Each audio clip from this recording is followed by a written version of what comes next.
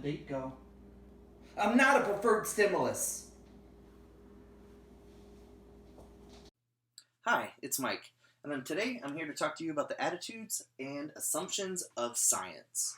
So to start it off, let's talk about what is science. Something we talk about all the time. There's physical sciences, there's social sciences. What does all this mean? There's the science of rocks, there's the science of stars, science of the ocean, science of behavior. What are all of these things mean? So really, science is a systematic way of learning rules about the world, about the natural world, how things work out. And it's not just gathering information. It's just not being like, yeah, that's this. No, it's having a systematic approach that tries to answer objective questions about reality and what it really is. So to really know how do you make good science over time, this has been developed, and this is where we're at right now. We might later have more assumptions. We might say, you know what, we don't need all of this, but right now this is what we got. This is how you do science, and it's pretty good if you ask me. I can't think of anything else, and I think it's worth enough to talk about, so let's do it. So one thing with science is we have theories, scientific theories, and there's scientific laws. And really what we're trying to get down to is laws. Some people would argue theories don't turn into laws, but theories are things that you can't completely explain. And I think a lot of times, because they're talking about something that's too big, where a law, you know everything about a law. It can be proven every time under these conditions, this will happen. That's a law. A lot of times they're smaller in scope. They're not as big as theories because they just say, this is what we know. Well, if you know that, then what about this? No. Here's what we know. We asked science a question. Science gave us an answer. And that's all we know. We just know the answer to that question. And so we just ask question over question and question and question. But if you don't believe that the world is lawful, if you don't think there's rules to how things happen, then you can't really do science. There's no point in it. Things are willy-nilly. You gotta believe, or you gotta understand that every time I drop this, it's gonna fall. That's gravity. That's how gravity works. And so what we do is we start with, I believe this is an assumption, but we assume that the world is determined. A lot of people have a hard time with this. Really sucks that we have to start with this. Because people say, oh, well, if it's determined, I don't have free will. Fast forward ahead 10 minutes. Yes, true, sorry, you don't have free will. It's a perception. It's nice. Doesn't mean to give up. It also doesn't mean that things are predetermined. Things aren't like, oh, well, you're destined to do this. No, it just means that things that happen for a reason. And it's due to the events and environmental relations that we have going on. And one of the things that people have a hard time with is with behaviors. Because like, oh, well, those are people. Well, I understand a rock. A rock doesn't get to choose what it's doing. A rock does not have free will. The rock is just subjected to whatever environmental conditions it's in. Depending on its mass and its size and the aerodynamics of it, depending on how strong the wind or water gusts, all of that stuff. It gets kicked, it gets hit, all of these things. You measure it. Under these conditions, you hit it, it moves this far. Same rock, same conditions, hit it the same amount, moves this far. You hit a little bit harder, goes this a little bit further. You learn all these rules. And people are like, yeah, absolutely. Should happen every time with the rock. Well, that's what we're doing, but with behavior. We drop the rock over and over again and measure the rock. Under the same conditions, different conditions, find out which variables are critical, which ones don't matter, which ones skew things, which ones confound the experiment. And really you go through. And so you just try to find out, you just try to determine what's going on. So if you try it so think about respondent conditioning. You can't stop that from happening. Doesn't matter if you know about it, doesn't matter. If conditioning is set up, if respondent conditioning is set up in a way where you have a neutral stimulus that is not blocked, that is not overshadowed, that has nothing wrong with it, placed before an unconditioned stimulus, repetitively happening, that conditioning process will happen and you will eventually get the conditioned response from whatever the conditioned stimulus, which used to be the neutral stimulus, is now. That's going to happen. That's determined. We've determined something about the world. And in behavior analysis, what we need to determine, or what we're trying to determine, are behaviors. But our behaviors are determined based on our environmental factors. It's just how it is. You can't choose to be hungry. You're hungry because you haven't eaten in a while, or you did something to burn more calories. You're low on calories for some reason. Whatever reason you got hungry. There's a reason that you're hungry. There's not just you just don't make it up. You can't just, I'm hungry right now. Can't. You don't choose these things. It feels like we have free will. Example I like to use is, and it was easier when we had VHS tapes, so if there's any youngsters out there who don't know what a VHS tape, it was like a DVD. If there's anyone that doesn't know what a DVD is, it's like a streaming video. So you just watch a movie, and it was on a tape, and you can see the tape, and you can actually look down and see the pictures, and see it was a bunch of pictures next to each other. That's how life is. Life feels like you're watching the movie for the first time. But really, you can go down and look at each part and see what's going on. And all the pictures, all the parts that led up to this moment of the movie has determined what's going to happen for the rest of the movie. And the first time you watch it, you're like, whoa, oh my gosh, don't go in the burning building. Don't go in the burning building. Oh, but remember those factors earlier about when he was a child and his neighbor and blah, blah, blah. That all led up to going into the burning building. Didn't really have a choice. First time you watch it, seems like you have a choice. Don't go in there. Don't go in there. After you've watched the movie 10 times, they're going in. After you've watched it once, unless you forget, I don't remember what happens. If you've seen this movie, they go into the burning building. Well, why'd they do that? I think that's stupid. I wouldn't have gone in the burning building. Well, through the environmental conditions and their learning history that is going on, it was determined that they would go into the burning building. And you rewind the tape and play it again, they go into the burning building. Rewind the tape and play it again, they go into a burning building. Think about any time travel movie. They go back in time, the exact same things happen. Right? You go back in time further, the exact same things happen. The only time something changes is when something in the environment has been changed. Oh, and Back to the Future, now there's a stat book here. Now I can go and help my dad out, or whatever time travel thing Marty McFly was trying to accomplish. And so it's only if you're under everything that led to this moment in time has only one answer of what could be next. And it's whatever my learning history and the current environmental conditions that I'm under, that I'm living in, have all led to this. And it seems like there's a lot of choices. You even have matching law. Oh, well, you got matching law, there's choices. No, matching law just describes how behaviors will be allocated under certain environmental conditions. And so right now we can look at it. I have matching law. I can hold on to this. I can throw this. I can write on the board. I can erase this. I can turn off the video. A lot of things are going on right now. There's always choices going on. There's a lot of things. But if you had studied me under these exact same environmental conditions over and over again, we're able to replicate these. And one part that's really hard to replicate is you can't rewind time. So in a movie, maybe the next time, not the next time you watch it, but later in that movie there's another fire. They're like, oh, I don't go into the fire. Oh, but what about his childhood and his neighbor? Well, he learned from the last time he went in the fire. Now he has new exposure, new contingencies, new learning history, new environmental things have happened. And now it's determined that he won't go into the building. And that's really what determinism is. Things are determined. What's going to happen is determined based on the environment. That's it. So now we're going to talk about empiricism.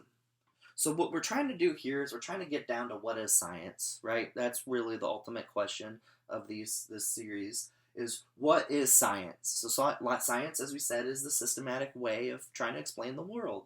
So what we need to do is determine how the world works. We've done that. We talked about that. Well, how do we determine how things work? Well, we measure it. We come up with information and we gather data. We gather empirical data. Not sure how you're supposed to say that word. Gather that information. That information will allow you to make determinations about the world. It's determined. This is gonna fall. It's just determined. It's not like because I want to. It's not because anyone else wants to. It's not because some being wants to. It's not because nothing. There's no reason it wants to. Just it's determined. We've determined through gathering enough empirical evidence. Well, how'd you do that? Well, we dropped a bunch of stuff. We measured. You come up with a way to measure it. The important things you really have to worry about here is if you're not being empirical, is you're measuring something subjective. How fast does this fall when I drop it? Kind of fast. No, that's not a good measurement. You're not going to come up with empirical data by saying it fell kind of fast. That's just, it's not good enough. You need to say, oh, it fell at this speed. Really, side note, for later videos, time is really important. When they dealt with gravity, you can't just measure its speed. It's always going to be different because it falls at a rate per second. So in that every second, it grows and goes faster and faster as it goes. And we only found that out by coming up with an objective way to measure it. How are we going to measure it? We're going to measure it from the moment it's not being held up in the air anymore to the time it hits the ground. And we're going to see how long that takes. And we're going to come up with a number. You might also measure the distance, and then do it at a greater distance, and then do it at a smaller distance. And you measure it over and over again. We're not like, oh, it fell fast. Or, how long do you think it fell? I don't know, I'd say like a quarter second. I was thinking like 3/4 seconds. All right, well, I don't know, let's just say 0.6. Are you cool with I'm cool with 0.6 if you're cool with 0.6. Yeah, but we'll say it was short, like really short. And then we dropped it again and it was really long. No, you're not going to get empirical information. You also can't come up with a way to gather information that's going to give you incorrect or a biased information. Such as, I guess there was an old ketchup commercial where they would have a hidden camera at a picnic and they would have 2 ketchups. Which ketchup do people prefer? And every commercial showed that this brand's ketchup was selected. Well, it also turns out that most Americans have a right side bias. That ketchup was always on the right. So simply by always just having that ketchup on the right, it's going to show up in our measurement. As, oh, that ketchup was selected this many times versus this ketchup that was selected a lower amount of times. Oh, that must be the superior ketchup. That's America's #1 ketchup. It's the ketchup we want. No, what you did is you measured right side bias. That's what you did. Not really good information. Not what we're trying to do. We're trying to come up with an objective way. So a lot of times you have to do counterbalances. So let's say with this ketchup information, well, what are we going to do? We just can't do that. We can't have ketchup next to each other. No, you need to switch it. Sometimes it's on the right, sometimes it's on the left. You do enough information that, do you do enough picnics where sometimes it's on the right, sometimes it's on the left? Do you do it at halfway through the picnic? You switch the bottles, and then every other picnic, bottle A is on the right, and then the next picnic, bottle A starts on the left. You rotate that. Do you every 15 minutes changing it? Does changing the bottles change the information? Does that confound our data that we're trying to get? There's a lot of stuff going on. But what you're trying to do is get empirical information, empirical data, objective, unbiased, just great, measurable things, valid, reliable, all that stuff, believable information about the world so we can determine what's going on.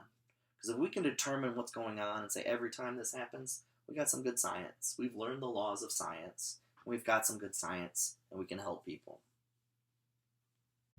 Hi, I'm here today to talk to you about measurement.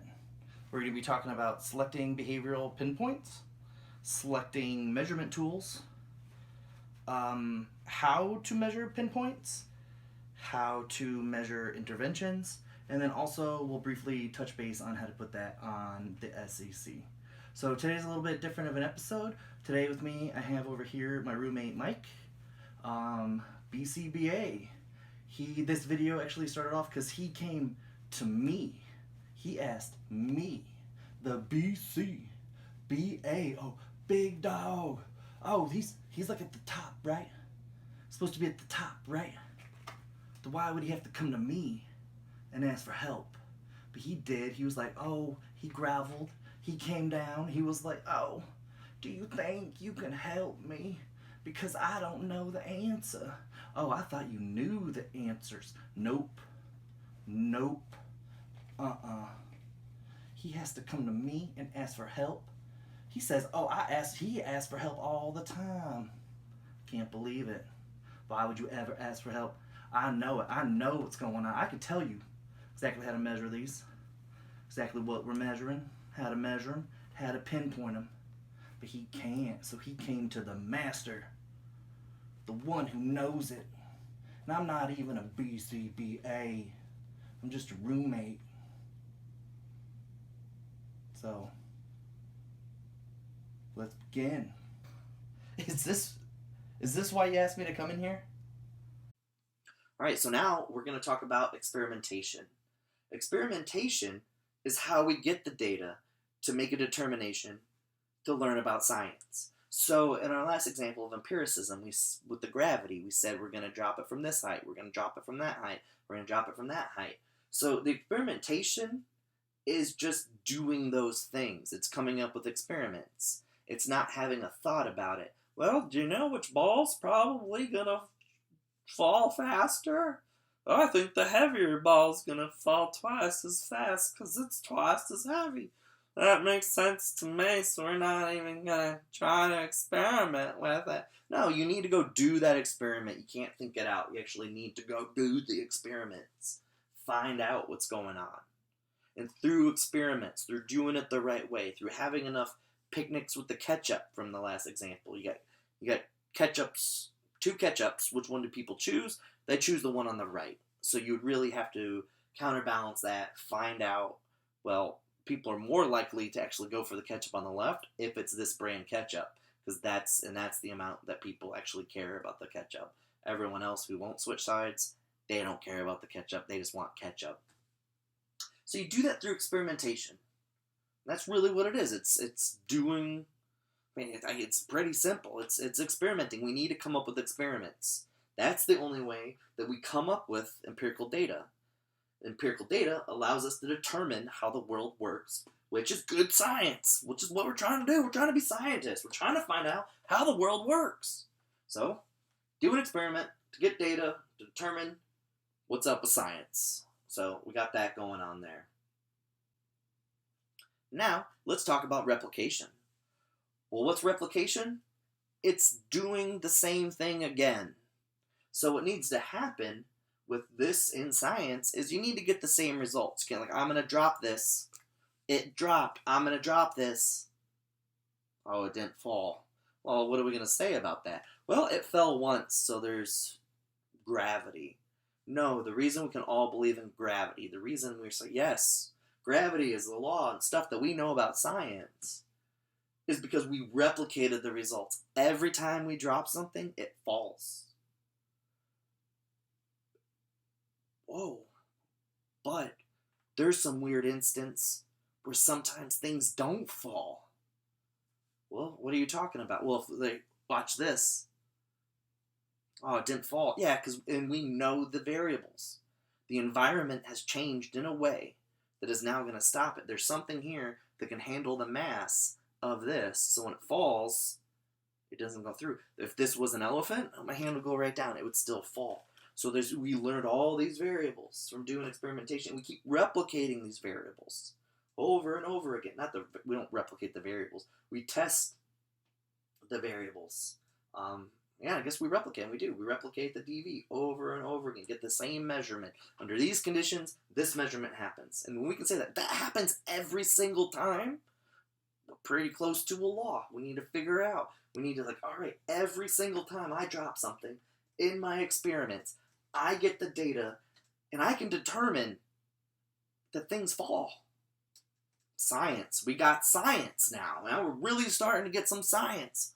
Awesome. So what do? We replicate it. We need the same information over and over and over again.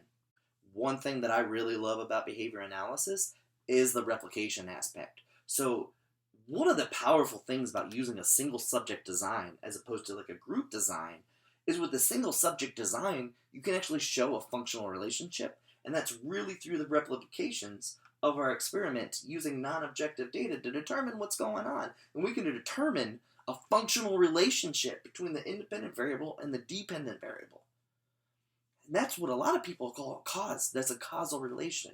It's more accurately determined or defined or described as a functional relation. So that's what I'm going to call them. I'm going to call them functional relationships. And through that, we can get functional relationships. Because what happens with a single subject design? First thing we do, we wait for steady state responding.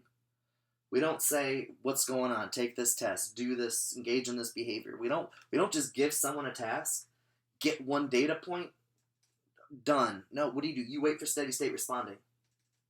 And then you try to get that that description of what's going on. You try to predict what would be next, and then you do the verification through it. We got all of those tips and tricks and techniques, and that's what makes our science so powerful. I'm not going to go into great detail because that's not what this video is about. This video is about the this is about the attitudes of science, but it's through replication that makes our personal the science that not I say ours. You can do anything. You don't have to be a behavior analyst to watch this video. But as a behavior analyst, as me catering to behavior analysts, we wait for that steady state responding. We got a data point, replicated. What do? We do something else. Oh, we get the data point. It's going down. We got a trend. Replicated. We get this. Then we go back to baseline. And then we go back to intervention. Replicated. That replicated. Now this whole condition is replicated. And within that condition, replicated. And now we have this over here. Oh, we replicated. This whole condition's replicated. And then within the replication, we got replication. That was a little obnoxious. I know. For all you charting nerds out there, I wonder what my rate or frequency of replications per minute or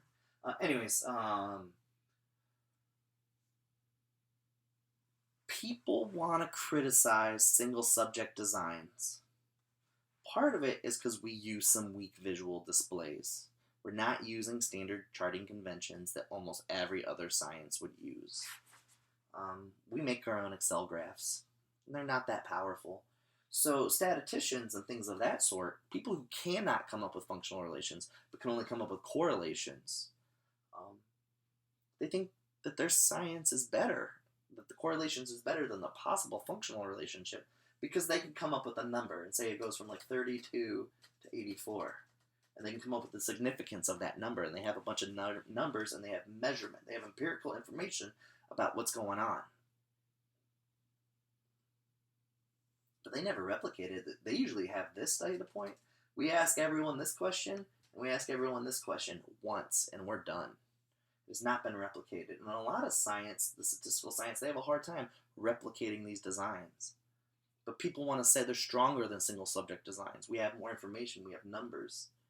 In one single subject design, with one participant, do you see how many times I had to say replication over and over and over again? We really replicate it to make sure what's going on.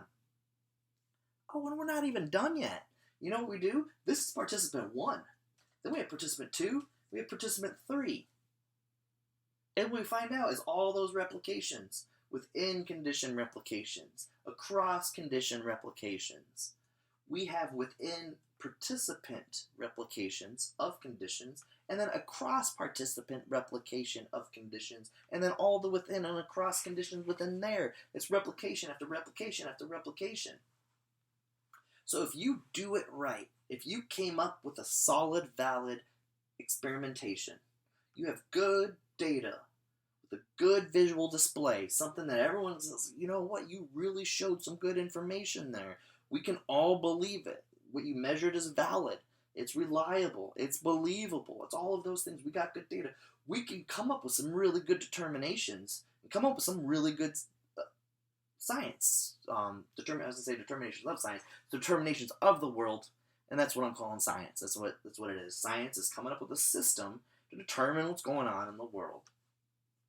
So anyone that complains that we don't have replication, they're like, oh, there's only 4 participants in your study. You know, we had 75. Well, really, you want to do statistics? I think you need like 250 per condition to really start getting like a good amount. So that's like, what, 500 people total? That's to get these 2 data points. You need 500 people to get this data point and that data point. We have 3 individuals total, and all of those, every time I obnoxiously said replication, that's all been replicated. So I feel like I've replicated the replication talk. All right, so now we're going to talk about parsimony. So really, with parsimony, what we're trying to do, let's recap real quick. So we're trying to replicate our experimentations, which gives us empirical data so we can determine what's going on in the world. That's how you get some science. So parsimony is kind of a little bit different, so I almost want to like close those off. That's how you get your information. That's how you can say, look, we got really good information. Parsimony is more of not trying, but keeping it simple. If you ever watch The Office, Dwight says, Michael, give me advice. Kiss. Keep it simple, stupid. I think great advice hurts my feelings every time. And that's what parsimony is. It's keeping it simple. If you have 2 explanations, and one's more simple than the other, you take the simple explanation. I think a part of that's because you could have really complicated stuff. I think a part of it is to try to get religion out of it. So I think the most parsimonious explanation of all is God did it. God did it. Why does the pen drop when I let go of it? God did it. That would be the most parsimonious explanation. Can we replicate it? Yeah, you can say God did it for everything. Experimentation. I don't know how you do it. God did it. Experimentation can't really do that. Empiricism. Can we get any data? Well, if we can't do an experimentation, I don't know how we get data. We can just say every time, yeah, God's done everything 100 times. Haven't really determined anything. You just determine God's in charge. And that's not really science, that's religion. So you don't always just take the simplest explanation for simplest sake. You need to take the simplest explanation that accounts for all the data. So let's say we got this data set, and we learn this. We learn these 3 principles of whatever we're talking about. We've learned those. And we have an explanation. So we have an explanation that covers these 3. New experimentation is done. We've gathered new empirical evidence. We have now determined something else about the world. And we've replicated it. They've done it. There's not just a one-time fluke. Whoa, we are reliably showing that this is happening. So now we got our 4th principle of what's going on. And X no longer covers the 4 explanation. What you're going to need to do is come up with something. I guess explanation 2. You need to come up with an explanation 2 that now accounts for all the data. So, because that's the only time I've seen parsimony go wrong, is when don't you use the simplest answer when it doesn't account for all the data. An example I can really think of is, so we use deprivation and satiation when talking about MOs. I am food deprivated. I am food satiated. Water, heat, all that stuff. We do that. That really only applies to UMOs. That was really good information when we only had UMOs. Now we have what I can CMOs. And I think we need a new explanation. Because when you're in a CMOT, you got that operation going on. And it's to man for a pencil so you can write your name. Are you pencil deprived right now? I can see the argument, yes, you're pencil deprived. Once you have the pencil, or you don't have the pencil, but there's no behaviors that will be reinforced by a pencil, so you don't have that. You've already written your name. Can you write your name and then leave? Written my name. I don't need a pencil anymore. Are you now pencil satiated? Because I have been quote unquote pencil satiated and I don't even have a pencil. I don't even know where the nearest pencil is. But I am not engaging in behaviors that will grant access to a pencil, or has in the past, and the value of a pencil as a reinforcer has no value. Even though I have been deprived of a pencil for days, if not weeks and months. I like pens. So that's the only thing. So parsimony, use a simple answer. That was kind of rabbit trail parsimony. Use the simplest answer, as long as it accounts for all the data.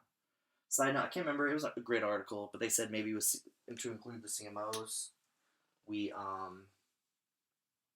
have, what is it, we say habituation and sensitization. So you're more sensitive for the pencil to serve as a reinforcer, and there's in those moments, and instead of being satiated on a pencil, you would be habituated to it. So the pencil is no longer salient or whatever in your environment. Wish I can, the article. If anyone finds it, post a link or whatever. Let me know. I don't know how this editing stuff works. We'll find out. So, all right. So now we're going to talk about our last attitude and assumption of science: philosophical doubt. Is it an attitude? Is it an assumption? I'd have to look it up. I don't have that memorized, and it's not just apparent to me. I know these are all the things that you need to make some good science, and that's what I'm concerned about, is making good science, not about memorizing the names of some stuff. So, what do we got so far? We want to use simple answers. We want to come up with the simplest answer that it can count for all the data that we have. We want to replicate that information, so that way we don't just see it once, but we get the same result over and over again, so we can reliably say, this is what happens. We determine that information through the experiments that we run, through experimentation. That allows us to replicate our results, and that's actually how we get results. The results that we're getting are objective measurements that we get through empiricism. Empirical data allows us to determine what's going on in the world, so we can discover laws, theories, and the more we know, the more science we have if we do it this way. And science is the systematic way of coming up or determining what's going on in the world. So, philosophical doubt. What's that? That's our last one. Then we can wrap this up. So philosophical doubt, you just don't take anyone's word for it. Like, I don't believe you. I don't trust you. I hope you philosophical doubt this video. Hope if you have some philosophical doubt, email me at BehavioralComedy.com and say, hey, I really don't like what you said about parsimony. I think this is more parsimonious, and here's some good advice. Maybe make another video, see what's going on. But doubt it. If you ever read about an experimentation and you're just like, that doesn't sound true. I don't believe that would happen. From what I've learned about the way the world works, what I've kind of determined myself, without doing science, but having some anecdotal evidence, is that other things should happen. So do an experiment. Come up with your own data. Replicate that information. Or try to replicate their information. If they have good information, they're just like, whoa, this is how the world works. And you're just like, I doubt it. Replicate it. If you try to replicate it and you can't, maybe that isn't something that we should determine about the world. Try to replicate it and you get the same information. Now you're just like, whoa, I was wrong. Now maybe the other stuff that I learned that I thought was right, now maybe that needs to be replicated. And so, I mentioned earlier during the replication segment that we replicate within single subject designs over and over and over again. We don't really replicate those designs. We might expand on it a little bit, do this here or there, but no one really, I wish there was like a team of people who just sat there, had philosophical doubt, and when an article comes out, they read it and go, nah, that didn't happen. There's like, what? It's like, did you read that article? There's no way that happened. And then they go replicate it. And they either say, whoa, that was actually really good science, or we're going to say, that wasn't science, was it doing in our journal? That would be awesome. I wish we had some people with philosophical doubt. So, that's it for the attitudes and assumptions of science. I'm going to try to break these videos up. I, did it all together, but I'm trying to be so long. Again, if you got questions, comments, if you have any philosophical doubt about what you heard today. Please email me, behavioralcomedy.com. Anything else you would like to hear about, any articles you want reviewed, anything like that. Really just want to start a conversation about behaviorism, getting some good behavioral sciences out there, talking technical, and if it helps people study for the exam, awesome. If it helps people understand ABA, EAB, experimental sciences, awesome. This is not meant to be a continuing education event. This is not intended to be in lieu of school, of studying, of reading, of anything like that. This is supposed to be a place that we can talk about behavioral principles, concepts, have fun, start a community, have an open source, and just give more information out there. One of our ethical duties is to disseminate the field. This is one of my attempts at trying to disseminate the field right now. I hope you join in. Hope you enjoy it. Let me know what you like, what you don't like, what you would like to see more of, see less of. Let me know. BehavioralComedy.com. BehaviorCom.com. Bye. Stay safe out there. It's great. You can't just believe it. At one point in time, people did believe that a 5-pound ball will fall half the speed. I guess no, it's actually twice the speed. As a 10-pound ball. The 10-pound ball will fall faster. Because it's heavier. They didn't know. Newton came up with the law of gravity. How gravity stuff works. I think Galileo started rolling a pencil down a book. And he's like, whoa, gravity actually picks up as it goes. And then accounting for wind resistance, accounting for all that kind of stuff, things fall at the same speed. I remember in physics class, because I always had some philosophical doubt. Do things really fall at the same speed? It kind of seems nuts. I've never seen like a feather fall or a piece of paper drop a piece of paper. Oh, because it's wind resistance and all that. Well, I've seen a marble and a feather be in a vacuum container before. A physics professor turned them up, not in a vacuum. Feather did this, marble fell down. Put it in a vacuum, pulled it up, they fell side by side. Blew my mind. I had no more philosophical doubt because they replicated an experiment which came up with data, and that's how they determine what's going on while I was learning about science. So yeah, you need to doubt it. You need to doubt what's going on. Don't just take word for it. Don't read a book and be like, oh, that's what the book says, so that's what we do. No, that's why they come out with new editions of the book. You learn more stuff. And as you learn more stuff, old information either isn't relevant, it's replaced, it's surpassed, or proven wrong, or holds up. Just like something like reinforcement. It's not going anywhere anytime soon. Maybe someday someone has philosophical doubt about reinforcement. They do something and they determine, no, that's a sham. This whole thing's been a sham. But the replication on reinforcement is so strong.